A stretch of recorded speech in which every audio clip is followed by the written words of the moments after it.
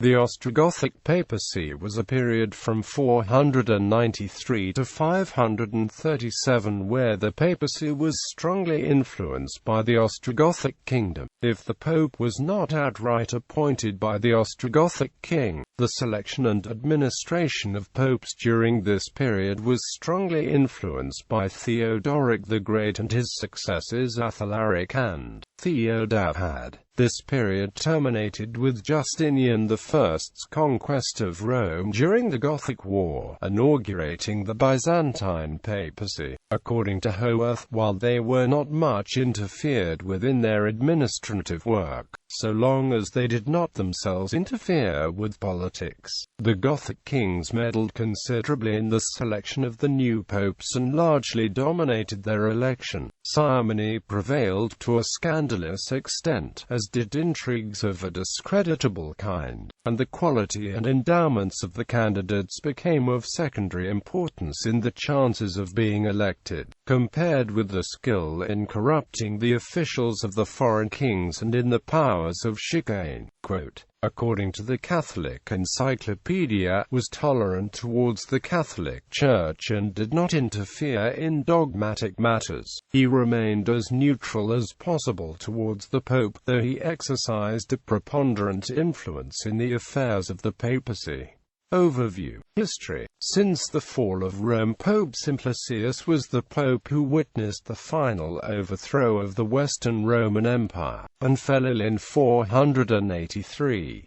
The papal election of March 483 was the first to take place without the existence of a Western Roman emperor. While Simplicius still lived, the Praetorian prefect, Caecina Decius Maximus Basilius, called together the Roman Senate, Roman clergy, and the leading local bishops in the imperial mausoleum. Simplicius had issued an admonitio declaring that no election of his successor should be valid without the consent of Basilius. Basilius was both the leader of the Roman aristocracy and the chief minister of Odoacer, the King of Italy. Simplicius was succeeded by Pope Felix III, Pope Gelasius I, and Pope Anastasius II. The First Schism. The role of the Ostrogoths became clear in the First Schism. On November 22, 498, both Pope Symmachus and anti-Pope Laurentius were elected pope. Symmachus was approved by the Roman Senate, but both Byzantine Emperor Anastasius I and the Gothic king Theodoric the Great originally supported Laurentius, who was installed in the Lateran Palace. Symmachus and Laurentius resorted to bribing Theodoric for his support, with funds from the Roman aristocrats who supported them. This is the first documented case of papal simony, wherein both candidates attempted to bribe the royal councillors, if not Theodoric himself, to influence his choice. According to De Cormenin and de Lauthe, also influencing Theodoric to side with Symmachus and expel Laurentius from Rome was his fear that the latter was too influenced by the Byzantine ruler. But according to Richards, this is simply not borne out by the evidence. In announcing his decision, Theodoric cited the majority of clerical support and the fact of prior ordination. On March 1, 499, Symmachus declared to a synod in Old St. Peter's Basilica his plan for campaign finance reform in future seed vacants. Laurentius was among those who signed his statute, having been appointed as Bishop of Nuceria in consolation for having lost his claim to the papacy.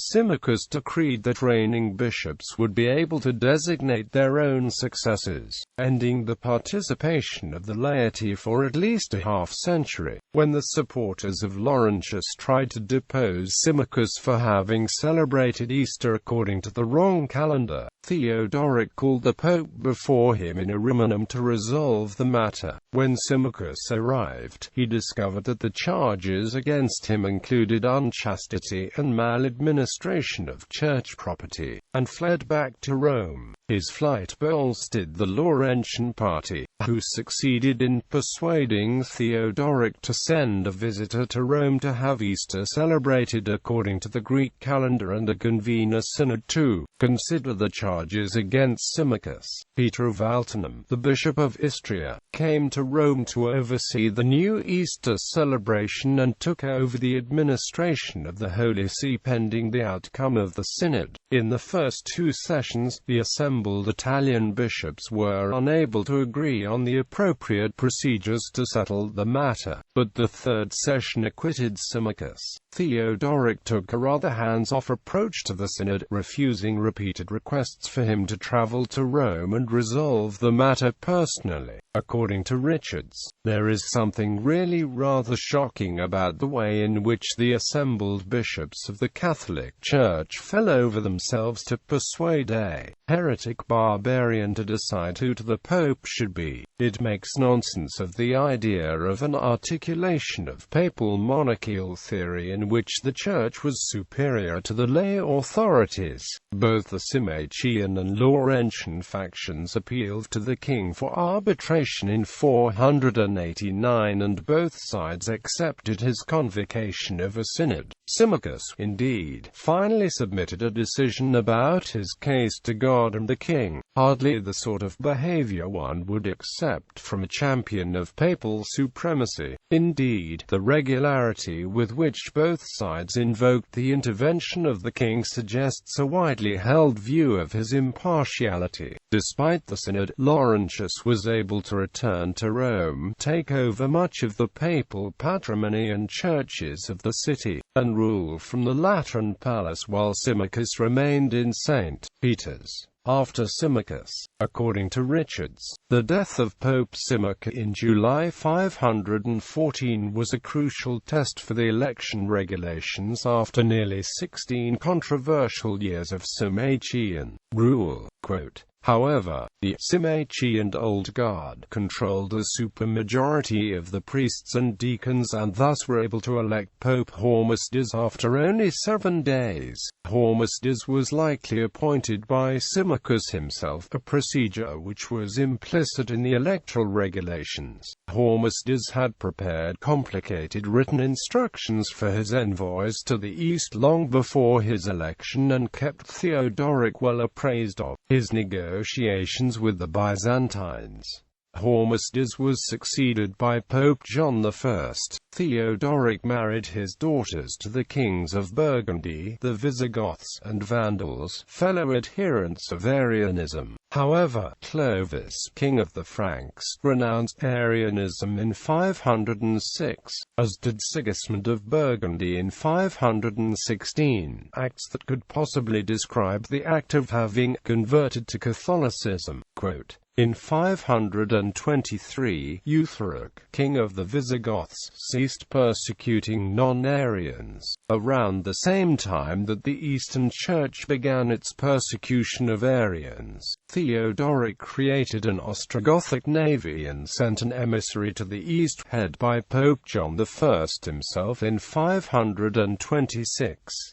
John I was succeeded by Pope Felix IV. Felix IV was the recommendation of Theodoric and his election was confirmed by Athalaric. He was thus appointed for all practical purposes by Theodoric. The process of predecessor appointment was used without serious issue until the death of Felix IV, who had given his pallium to Pope Boniface II on his deathbed in 530 and decreed excommunication of any who refused to accept the succession. The Roman Senate disliked the lack of election and denounced Felix, affirming a decree of Pope Anastasius II, which had prohibited the practice of a pope designating a successor. Boniface II was supported only by a minority of the clergy, with the larger share supporting Dioscorus. with only Dioscorus's death halting the schism. Boniface II attempted to re-entrench the practice of appointing his successor, but the public outcry was too great, resulting in a highly disputed election in 532 characterized by widespread accounts of bribery and coercion, which resulted in Pope John II. Pope John was chosen by Athalaric to avoid a split between the Byzantine and Gothic factions. Athalaric, the Ostrogoth king, forced John II to approve decrees that banned any private agreements to elect a pope and enacting limits on the amount of money that could be spent during a papal election. In fact, Athalaric himself was able to engineer the election of Pope Silverius, the son of Pope Howorth.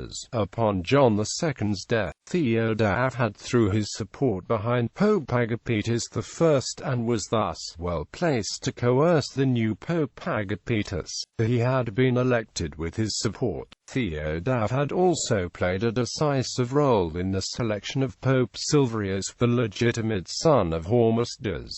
Effects of Justinian's Reconquest. After Justinian I retook Rome in the Gothic War, to interfere in the papacy had been one of the first things Justinian had done as soon as his armies got a foothold in Italy. Long before he had completed his victory over the Ostrogoths, Justinian I had his commander Belisarius depose the pro-Gothic Pope Silverius, and install Pope Vigius, the former papal Apocrisiarius de Constantinople, in his place. Silverius died and Vigius was ordained in 537, while the Goths rallied and laid siege to Rome. In 542, King Totila recaptured Rome, and by the time Justinian's new general Narses recaptured the city in 552, Vigilius was no longer in Rome.